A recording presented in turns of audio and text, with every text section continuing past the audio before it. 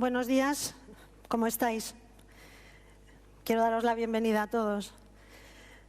Manuel comentaba en mi presentación, os decía que soy enóloga, pero hoy vengo a hablaros del vino desde una perspectiva totalmente diferente a como viene siendo habitual por un enólogo hablar del vino. Porque hoy lo que vamos a analizar, lo que vamos a ver, es qué relación tiene el vino con vuestra salud y más concretamente con vuestra buena salud. El vino consiguió el atributo por ley de alimento recientemente, en el año 2003. De hecho, la Ley 24 lo define de esta manera. Vino es el alimento natural obtenido exclusivamente por la fermentación alcohólica total o parcial de uva fresca, estrujada o no, o de mosto de uva. Vamos a hacer un pequeño repaso sobre la historia del vino para ver cómo ha sido interpretada, cómo ha sido utilizado por las distintas civilizaciones. Hay restos arqueológicos que datan en el año 20.000 a.C., en una zona del Cáucaso, los primeros vestigios de la existencia de la viña y del vino. Esta vitis primigenia podía tener este aspecto, es la vitis vinifera silvestris, que cuando fue cultivada perdió aquello de silvestris y quedó reducida a vitis vinífera. Cualquier variedad, la merlot, la cabernet, la tempranillo, la garnacha, que nosotros vemos en Europa, pertenece a esta especie, a la vitis vinífera. Egipto, hay cantidad de vestigios, de imágenes, de bajorrelieves que nos enseñan el mimo con el que esta cultura trataba la viña y con la que elaboraba el vino. Pero en estos momentos el vino era consumido por las clases altas, por los faraones, era muy valorado, de hecho era una ofrenda que se hacía a los dioses. Llegamos a Grecia. Grecia extiende el cultivo del viñedo por todo el Mediterráneo. Aquí ya se popularizó el consumo del vino, todo el mundo bebía vino. Cierto es que no sé si lo disfrutaban mucho, porque en general lo bebían aguado y mezclado con otras sustancias que transformaban completamente su sabor. Pero aquí hay un personaje histórico que merece una reseña, sin duda, Hipócrates. Para muchos, el padre de la medicina. Fundó una escuela que lleva su nombre y nos dejó un amplio legado, un importantísimo legado escrito. Hay una cita que creo que viene al caso y que es fundamental para todos nosotros. Dice así: el vino es un producto maravilloso, apropiado para el hombre, tanto sano como enfermo, si se administra con justa medida y de acuerdo a la constitución individual. ¡Qué frase! Es total. Refleja claramente lo que es el vino y, como veis y como veréis a lo largo de mi exposición, está de rabiosa actualidad. El Imperio Romano fue una época gozosa para todos los que amamos el vino. ¿Por qué? Porque extendieron el cultivo de la vid, la elaboración del vino, lo que hoy llamaríamos tecnología, a todos los puntos del imperio.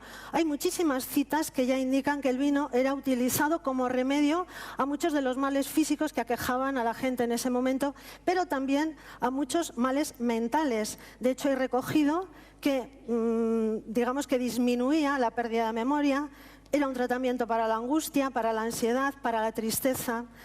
La época medieval, menos mal que no hemos nacido en la época medieval. Era una época oscura, tenebrosa. Estoy por decir que casi todo lo bueno, todo lo bello, todo lo rico, todo lo que nos gustaba, era pecado. Y curiosamente, el vino y la viña pervive gracias a los monjes en sus recintos monacales. Seguimos avanzando y tenemos que parar en el siglo XIX. El siglo XIX también fue un siglo aciago para nosotros. Daros cuenta que en este siglo el mundo de la viticultura se enfrentó a una catástrofe en forma de pequeño insecto, la filoxera. Este insecto pequeño pero ladino fue capaz de arrasar todo el viñedo europeo. Prácticamente a finales del siglo XIX no quedaba viñedo en Europa porque este insecto, que vino importado de América, pica las raíces de la vinífera, las pudre y en consecuencia la planta se seca. Los técnicos de aquella época, buscando la solución, se fueron al origen y ahí encontraron la solución, como suele ocurrir en la inmensa mayoría de los casos. ¿Por qué? ¿Qué es lo que observaron? Que las vitis americanas, que no son viníferas, convivían con el insecto y además, de hecho, crecían. ¿Cuál fue la solución? Traer esas vides que iban a constituir la raíz de nuestras plantas y unirlas mediante un injerto con la parte aérea de las viníferas, que es donde tienes el fruto, donde realmente está lo que te va a dar características al vino. Pero esta no fue la única catástrofe a la que tuvo que enfrentarse la vitivinicultura en este siglo. Hubo guerras, hubo crisis económicas y hubo algo que fue terrorífico, casi más dañino y más mortífero que la filoxera desde el punto de vista del consumo del vino. Y lo van a ver enseguida. El movimiento por la templanza en Estados Unidos. Imagínense, sobre todo ustedes, caballeros, en pleno siglo XIX, que van por la calle y se enfrentan a un escuadrón de estas señoras furiosas que van enarbolando esta pancarta que más o menos dice: si tus labios prueban en alcohol, no probarán los míos. Esto fue terrorífico, como digo, más dañino y más mortífero para el consumo y el disfrute del vino que la filoxera, que casi arrasa todo el viñedo. Dense cuenta que entonces era uno de los divertimentos, probar los labios de la amada. Si te impedían porque habías probado alcohol, la solución era clara, no probabas el alcohol. Muy bien, ya en el siglo pasado se pierden las referencias respecto al vino y cómo favorecía la salud su consumo razonable. Pero especialmente es en este siglo, en el siglo XX, en la década de los 70 y de los 80, cuando todos los técnicos, los médicos, la sociedad en general se empeña en decir, en demostrar que el vino es muy perjudicial. No, bueno, en el vino, en general el alcohol, y el vino por supuesto, porque tiene alcohol, es muy perjudicial para la salud. Y en estas están cuando se encuentran en la década de los 80 con lo que se dio en llamar la paradoja francesa, que no es ni más ni menos que la incongruencia que encontraron entre lo que observaban, es decir, dentro de la población francesa, la mortalidad por enfermedades coronarias, por enfermedades cardiovasculares, era la más baja que se conocía, cuando de todos es sabido que esta población come muchos productos que son ricos en grasas saturadas. Muy bien, buscaron la explicación, y la explicación la encontraron en el vino tinto. ¿Por qué el vino tinto producía este efecto? Por una razón muy sencilla. Averiguaron que es porque tiene compuestos fenólicos. El vino viene de la uva. La uva no es el único fruto que tiene compuestos fenólicos. Lo sintetizan infinidad de plantas. ¿Por qué son tan importantes estos compuestos? Sobre todo porque todos ellos son antioxidantes. Pero hay algunos en concreto, y solo voy a decir estas dos palabras raras, los estilbenos, y dentro de ellos el resveratrol, y voy a usar el resveratrol, aunque no es el único, porque es seguramente del que todos ustedes han oído hablar y que todos conocen, tienen además otra serie de características. El vino, ¿por qué tiene los polifenoles? Porque los tiene la uva. ¿Dónde los tiene la uva? Fundamentalmente en el raspón, en la piel, en la pepita. Bien, nos centramos en la uva. ¿Qué queremos en la uva? La mayor cantidad posible de polifenoles. ¿Y de qué va a depender esto? Del terroir, de la genética y de las prácticas culturales y de elaboración que utilicemos. Aquí hay un pequeño ejemplo de cómo puede afectar simplemente la composición del suelo el contenido total de estos compuestos que son tan favorables para nuestra salud si el vino los incluye. La genética. Las distintas variedades tienen unos contenidos medios que son diferentes en resveratrol, desde las que tienen menos, como un Cabernet o un Tempranillo, hasta las que tienen más, como un Merlot o una Pinot Noir. Les hablaba también de que una de las responsables de que la uva tenga más o menos compuestos fenólicos son las prácticas culturales. ¿Por qué las plantas sintetizan estos compuestos? Porque es su mecanismo de defensa. Cuando la planta está estresada, cuando se siente agredida por lo que sea, reacciona produciendo estos compuestos. ¿De qué manera la podemos estresar? De una manera muy sencilla, con un simple deshojado. Los rayos ultravioletas van a incidir de manera más directa en los racimos y se va a defender produciendo estos compuestos. O aplicando determinadas fitohormonas, son hormonas que las producen las plantas. La planta lo va a interpretar como una agresión y de nuevo se va a defender sintetizando los estilbenos, dentro de los cuales está el resveratrol. Muy bien, ya tenemos una uva cargada de estos compuestos beneficiosos, pero es que ahora hay que sacarlos de ahí. ¿Cómo los sacamos? En la elaboración. ¿Dónde están? Sobre todo en la piel.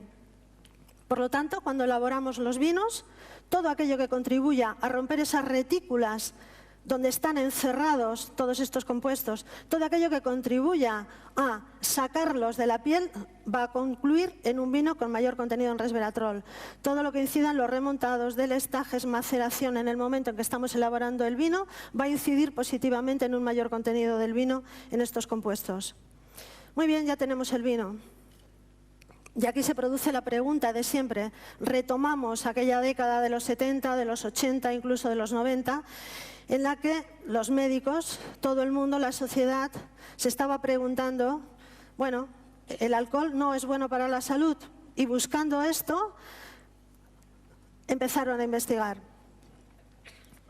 Lo primero que hicieron fue analizar las causas de muerte en Europa en el último año por género, y se dieron cuenta que la que se llamaba la palma eran las enfermedades coronarias, sumadas, que si sumábamos a las enfermedades cardiovasculares, era realmente un porcentaje muy importante, eran los culpables de muchas de las muertes en Europa, tanto en hombres y curiosamente incluso más en mujeres. Se trataba de estudiar cuál era la relación entre la mortalidad global y el consumo del alcohol. Recuerden que recordad que lo que querían demostrar era que el alcohol era muy perjudicial para la salud. Y se encontraron con esto. Vieron que efectivamente, si nosotros consumimos alcohol a altas dosis, por supuesto que se incrementa el riesgo relativo de mortalidad. Pero si nos movemos en unos consumos moderados por semana, daros cuenta que bajaba, y además bajaba de una manera muy importante. Esa gráfica tiene enrasado a 1 el riesgo de mortalidad global en personas abstemias. Daros cuenta cómo con todos los consumos de alcohol, cuando te mueves en un consumo razonable, baja, pero muy especialmente cuando el consumo del alcohol era a través del vino. Viendo más en detalle la casuística del riesgo relativo de muerte por enfermedad coronaria, se veía que tenía un comportamiento semejante. Cuando te mueves dentro de consumos razonables, de consumos moderados, ese riesgo bajaba. Y de nuevo, muy especialmente si el consumo era de vino y además más especialmente si era de vino tinto. En el gráfico de al lado era el mismo estudio, pero para el riesgo relativo de padecer cáncer. Ya veis que en ese caso el alcohol, o veíais que en ese caso el alcohol sí que incrementa el riesgo, pero el vino no. Lo hace que descienda, no tanto como en el caso de las enfermedades coronarias, pero también. ¿Por qué? Porque el vino tinto, por esas componentes polifenólicas, por ese resveratrol, actúa como una medida preventiva. Personas que hayan sufrido un episodio cardiovascular, se demostró que ingestas moderadas de vino tinto reducían el riesgo de volver a tener un proceso de este tipo, a repetir una incidencia cardiovascular. Y además vieron que el colesterol disminuía. Centraron el estudio en esto. ¿Y qué es lo que vieron? Que el consumo moderado de vino estaba asociado a una mejora en el perfil lipídico. ¿Por qué? Porque incrementaba lo que hemos dado en llamar el colesterol bueno y reducía la oxidación del malo.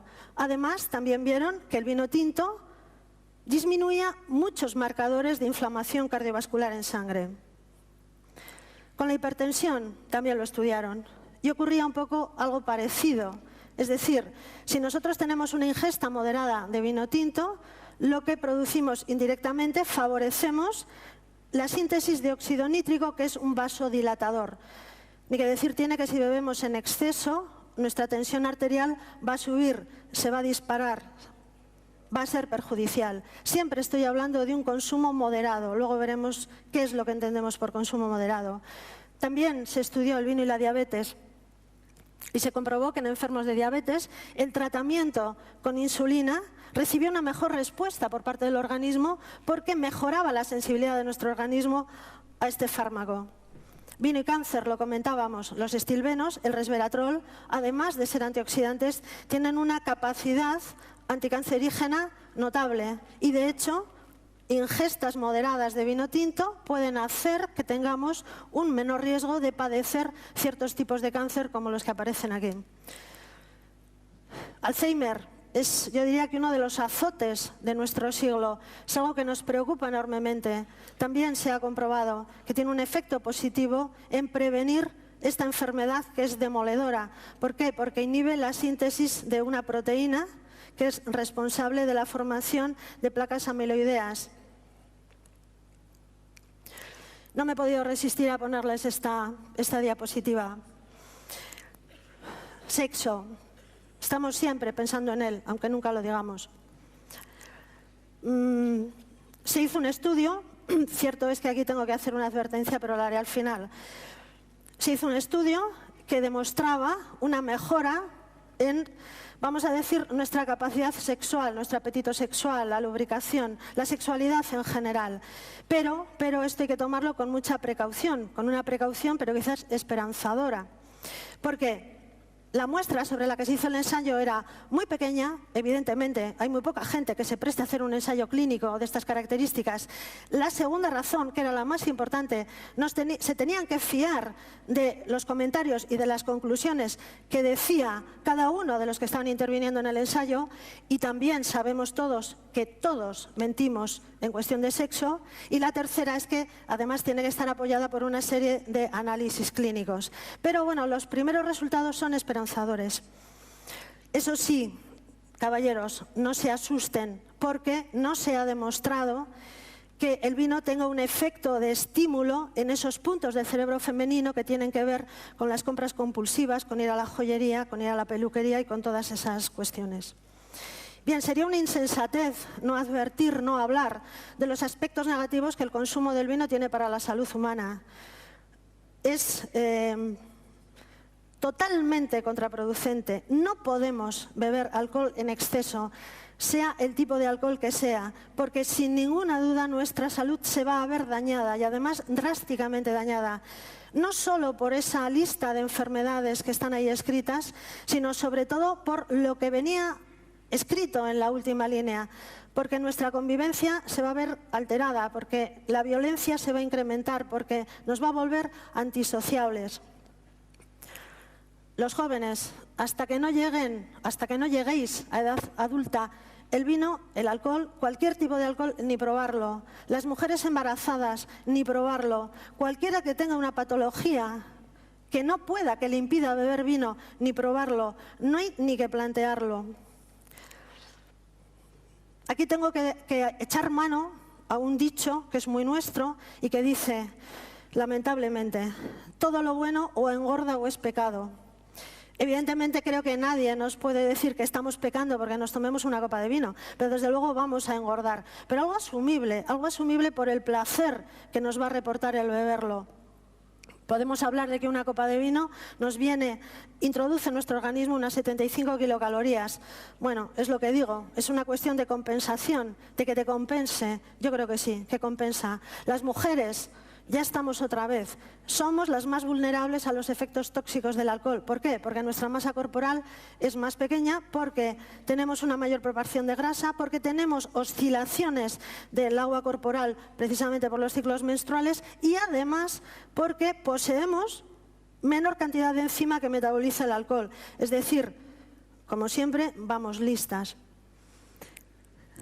Aquí hay un punto interesante. Estoy hablando constantemente de tenemos que beber con moderación. Estamos hablando en aquellas gráficas de hasta 21, 24 copas al día. Y claro, si hablamos solo de copas, todos nos conocemos, y si decimos, vamos a tomar una copa de vino en la comida, y es que el vino está tan rico, que ¿qué hacemos? Vamos a la alacena, donde está la cristalería, y elegimos, cómo no, la copa más grande. Y además, como solo podemos tomar una copa, la llenamos hasta un dedo del borde. No, la OMS sabe eso, y entonces decidió establecer lo que llamó V, que es curioso porque es con B, porque son las siglas de la unidad de bebida estándar. Bueno, la estipuló la OMS en 10 gramos de alcohol. Eso es una V, que traducido al lenguaje cotidiano, al lenguaje de nuestro día a día, ¿qué quiere decir? Que cuando tomamos una copa de vino, de las normales, no la más grande que tenemos, cuando bebemos un botellín de cerveza, estamos tomando una unidad de bebida estándar. Cuando tomamos el típico whisky, un brandy, un coñac, cualquier bebida alcohólica, un espirituoso, estamos tomando 2. ¿Y qué es lo que entiende por consumo responsable? Hasta 30 gramos de alcohol en los hombres, hasta 20 en las mujeres. Que de nuevo, traducido a nuestras copas de vino, que pueden ser pues un máximo de 4, un mínimo de 2. Si un día queremos echar los pies por alto y queremos darnos un gustazo, pues no pasa nada, porque esporádicamente esas Vs lleguen a 6 en los hombres y a 5 en las mujeres. Estamos hablando, en el caso de 4 y 2, Vs al día, a la semana tienen una orientación, y también las Vs por ocasión. Termino ya, prácticamente, con la pirámide que nos sugiere la dieta mediterránea. Y solo voy a comentar la base y un poquito de lo que hay en el ápice a la derecha. ¿Cuál es la novedad, la principal novedad de esta pirámide? Que ahí abajo introduce todo eso que nos gusta y que no necesariamente es lo que nos comemos o lo que bebemos. ¿Qué es lo que nos dice? Que tenemos que hacer ejercicio diario, que tenemos que convivir, que tenemos que tranquilizarnos, que tenemos que disfrutar de la compañía y de la buena vida. Y esto va unido completamente a esa parte alta de la pirámide donde se sugiere que hay que beber un poco de vino con moderación. ¿Cómo se disfruta un vino? El vino es un producto un poco especial. Daros cuenta que es una bebida y es un alimento. Pero en general, cuando tenemos sed, bebemos agua. Y cuando tenemos mucha hambre, pues nos comemos un bocadillo. Pero, ¿cómo disfrutamos con el vino? El vino nos está proporcionando esa fracción, esas pequeñas fracciones de placer diarias, cotidianas, que además no dañan a nadie, sino más bien todo lo contrario. Nosotros nos merecemos esas pequeñas dosis de placer diarias. Vamos a beber vino, señoras y señores. Vamos a beber un poquito de vino en la comida, un poquito de vino en la cena. Nuestra salud nos lo agradecerá porque estaremos tomando una dieta más equilibrada, pero sobre todo nuestro espíritu, nuestro bienestar general también nos lo agradecerá porque estaremos proporcionándonos, dándonos esa pequeña cantidad de placer diaria. Señoras y señores, beban vino, pero por favor, háganlo con moderación. Muchas gracias.